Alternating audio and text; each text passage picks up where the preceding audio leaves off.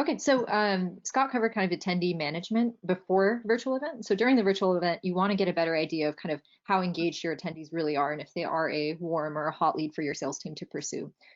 So going back to kind of the physical in-person conference days, we'd have a better understanding of how engaged attendees would really be. We'd normally be able to greet people at our booths.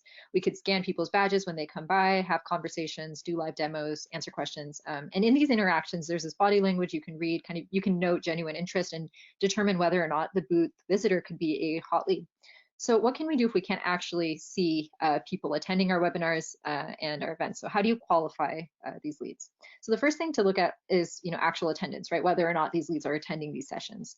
And another way to get engaged with the attendees is to have them participate in a poll or a live Q&A.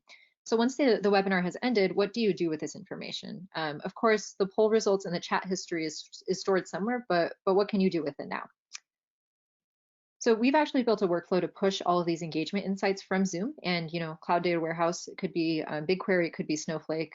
So these are insights about whether specific attendees, kind of what webinars they attended, how long they joined those sessions, poll answers, any questions asked. We push this into our CRM so that our sales team can actually use this information for more personalized and informed conversations with leads. And another part of this workflow is also notifying the AE of a particular account. Maybe several folks from that account have attended recent events, or maybe a particular engagement score has been met. So here's what this would look like in Salesforce. So it looks like Bennett joined Workato's first webinar for success, and he was really engaging with the polls, right? So our sales team can use this information to shape their conversations with Bennett. So knowing that he's curious about API management, that gives our sales team a foot in the door to kind of start chatting about particular features or products.